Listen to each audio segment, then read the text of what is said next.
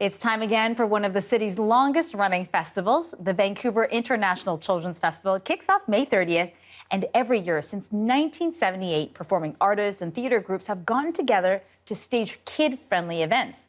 And for the last few years, award-winning actor, playwright, and comedian Deborah Williams has put on a show for young audiences at the festival. And she joins us here today. Deborah, so nice to have you here. Thanks for having me, Leah. So Deborah, tell me about the show that you're doing this year. Well, it's called One of a Kind, and every year it's new. So we start a month early and learn the art of storytelling, personal storytelling.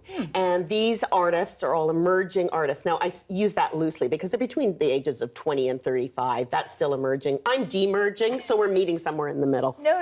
And we pass on the art of storytelling and then create a story, a whole show around these stories that these young emerging artists are bringing from their own childhood. So they're really authentic and beautiful. And we work with Wendy Gorling and do physical theater. There's puppetry. There's so many different ways of sharing their lives. And these particular actors this year are from all over the world. So the languages are diverse and the humans are diverse. The stories are meaty, wonderful stories. I love it. Can you share one of these stories with us? Oh, well, one of the stories is about, a young woman, Carol, whose dad collects coins in a great big jar in the basement. And she and her sister are not allowed to speak in anything but Vietnamese at home. So you get to hear her language spoken. And she and her sister, Noella, have an adventure with these coins. Actually, Noella, who is played by a large puppet, has a choking incident with one of those coins. Oh, wow. So there's the tension These in are there. real. These are some real good life suspense things. in there. Yeah, right. yeah. Very cool. That's exciting. And so, you've done all kinds of things throughout your career, and you are far from de-emerge, and you are flourishing right now. So why did you decide to take on, kids theater? Well, because children's theater is very undervalued, I think, in our society, but it's where we start. And if we don't appreciate art when we're young, how do you just sort of click into it later? It's also really important for children to see themselves represented.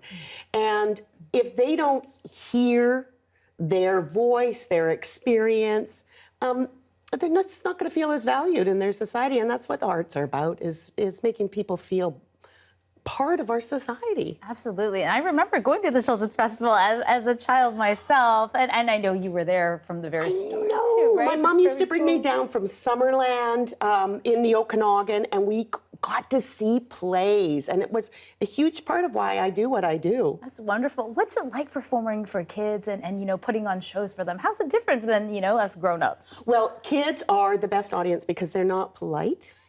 They are real. So if something's getting boring, they are gone. Mom, I'm done. I need to pee. I'm bored, right? So if you're not involved and authentic, they're not going to be polite. Like adults will always give you a tepid clap, but kids will not. So you got to be real and you got to be really connected with them. And you've got such great energy, and I'm sure they see that translate across the stage. So is there anything different for you approaching the festival this year?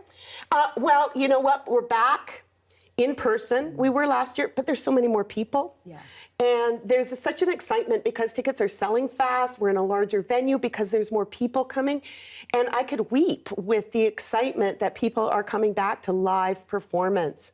As I'm not a film person. I have done live performance for the last, almost 4 decades of my life. So when that disappeared, it was pretty shocking.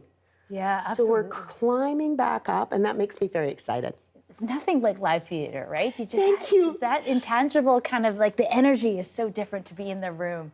But it's interesting because you guys are keeping a bit of the online component as well with the festival, right? Yes. For those who can't make it. Absolutely. And then they are able to be there, and it's affordable and it's accessible.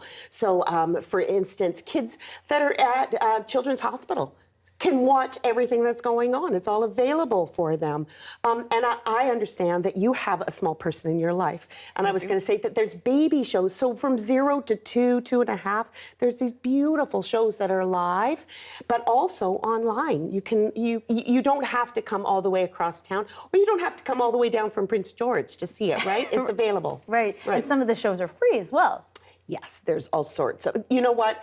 Going into the village is remarkable. And that's, you with a ticket, you go in, or you just arrive on Vancouver Island, when you go on Granville Island, and you get there, and the place is animated, and there's origami, and there's dragons dancing, and stilt walkers, and it's a miraculous place. It's magical. So where can people buy tickets?